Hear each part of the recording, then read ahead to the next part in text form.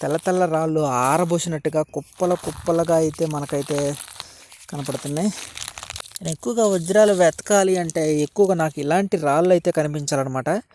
ఇలాంటి రాళ్ళు కనిపిస్తేనే నేను ఆ ప్రాంతంలో వజ్రాలు అయితే వెతుకుతాను. మీకు కూడా గుర్తుపెట్టుకోండి, మీరు వజ్రాలు వెతికేటప్పుడు పొలాల్లో అయినా సరే, బీడు భూముల్లో అయినా సరే, అడవి ప్రాంతాల్లో అయినా సరే, వాగుల్లో అయినా సరే అసలు ఒక్కొక్క రాయి వజ్రం అన్నట్టు కనపడుతూ ఉంటుంది. హలో ఫ్రెండ్స్, ఎలా ఉన్నారు? నేనైతే చాలా బాగున్నాను. మనం ఎప్పట్లాగానే పల్నాడు జిల్లా అడవి ప్రాంతాల్లోకి అయితే వచ్చామన్నమాట. అసలు ఈ ప్లేస్ మాత్రం నాకైతే వదలపెట్టే బుద్ధి కావట్లేదు. అసలు ఎటు చూసిన రాళ్ళ కుప్పలు, రాళ్ళ దిన్నెలు, తెరపలగా సన్న సన్న రాళ్ళతో ఈ ఏరియా అంతా కూడా అసలు అసలు మామూలుగా లేదు. ఎటు చూసినా సన్న సన్న రాళ్ళ కుప్పలు ఉండేసరికి అంతా అసలు ఎత్తకబుద్ధి అవుతుంది. ఎటు పోవాలో, ఏ రాళ్ళ కుప్ప ఎత్తకాలో కూడా అర్థం కాని పరిస్థితిలో ఉందన్నమాట. అంత సేటు ఉంది. అంత సేటు కూడా క్రిస్టల్స్, అలాగే వజ్రాలకు సంబంధించిన అన్ని ఆనవాళ్ళు ఈ ప్రాంతంలో అయితే కనపడుతున్నాయి అన్నమాట. కారంపూడికి సంబంధించిన సిమెంట్ ఫ్యాక్టరీ దగ్గర ఉన్న ఆ చుట్టుపక్కల ఉన్న అడవి ప్రాంతాలు, బీడు భూములు, పొలాల్లో ఉన్నటువంటి ఈ ప్లేస్లు అనమాట. ఇవన్నీ కూడా చూడండి ఎలా ఉన్నాయో. అసలు రాళ్ళు ఆరబోసినట్టుగా కుప్పలు కుప్పలుగా ఉన్నాయి. అసలు ఏ కుప్ప మీద ఎత్తకాలి, ఏ రాళ్ళ మీద ఎత్తకాలో కూడా అర్థం కాని పరిస్థితుల్లో అయితే ఉందన్నమాట. అసలు ఎటు చూసి ఎటు ఎత్తుకుదాం, ఎక్కడ ఎత్తుకుదాం అన్నట్టుగా ఉంది. అసలు ఈ కుప్ప మీద అయితే కొన్ని పాలవంచి రాళ్ళు అయితే ఎక్కువ కనపడుతున్నాయి. పాలవంచి రాళ్ళు, అలాగే కాలిపోయిన రాళ్ళు, నల్లరెబ్బ రాళ్ళు, కొన్ని ఆనవాళ్ళు అయితే కనపడుతున్నాయి అన్నమాట. చూద్దాం. అసలు అటు కూడా ఉన్నాయి, అసలు మామూలుగా లేవు. అటు కూడా అసలు పిచ్చి పిచ్చిగా కనపడుతున్నాయి.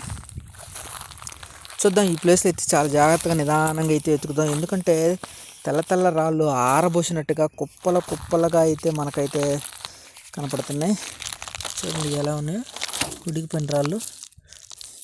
నేను ఎక్కువగా వజ్రాలు వెతకాలి అంటే ఎక్కువగా నాకు ఇలాంటి రాళ్ళు అయితే కనిపించాలన్నమాట. ఇలాంటి రాళ్ళు కనిపిస్తేనే నేను ఆ ప్రాంతంలో వజ్రాలు అయితే వెతుకుతాను. ఇలాంటి రాళ్ళు కనిపిస్తేనే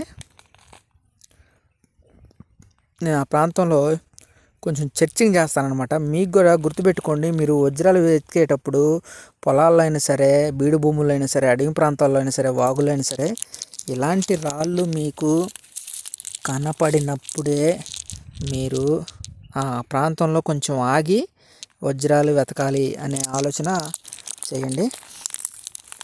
అప్పుడే మనం ఒకసారి కాకపోయినా ఒకసారైనా సరే వజ్రాలను అయితే వెతికి పట్టుకోవచ్చు. చూడండి ఈ ప్లేస్ అంతా కూడా ఎలా ఉందో, అసలు మామూలుగా లేదు.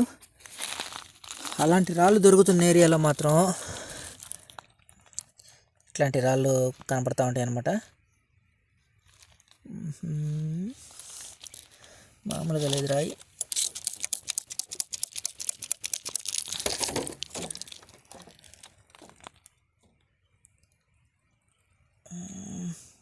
కోణాలు కలిగిన రాయి.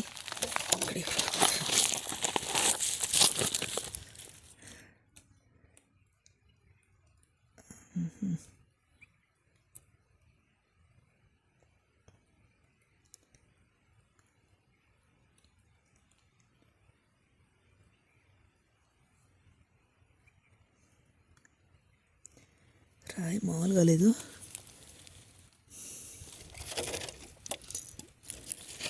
ఇట్లాంటి రాళ్ళు చాలా జాగ్రత్తగా ఎత్తుకోవాలి.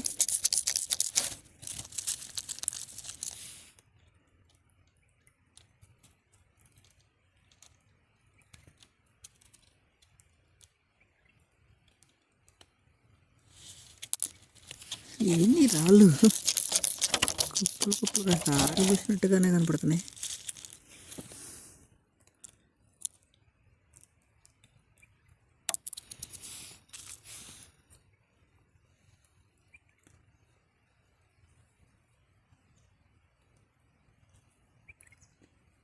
ఈ ప్లేస్లో అయితే చాలా చాలా జాగ్రత్తగా వెతకాలి.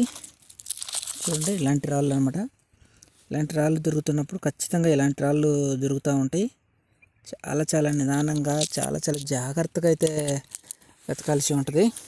ఇక్కడ అన్నీ కూడా ఎక్కువగా పాలవంచి రాళ్ళు, నల్లరెబ్బ రాళ్ళు, కాలిపోయిన రాళ్ళు అయితే బాగా కనపడుతూ ఉన్నాయి అన్నమాట. కాబట్టి చాలా చాలా జాగ్రత్తగా వెతకాలి. చూస్తూనే ఉండండి నా ఛానల్లో వజ్రాల గురించి, రంగురాళ్ళ గురించి, క్రిస్టల్స్ గురించి నాకు తెలిసిన కొంత సమాచారాన్ని అయితే మీతో పంచుకుంటున్నాను. నా ఛానల్ని అయితే సబ్స్క్రైబ్ చేసుకోండి. అసలు ఒక్కొక్క రాయి వజ్రం అన్నట్టు కనపడుతూ ఉంటుంది.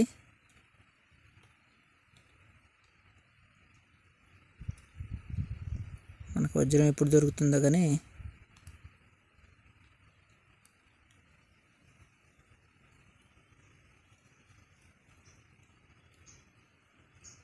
మొత్తం కోణాలు కోణాలు కలిగిన రాయి ఇది.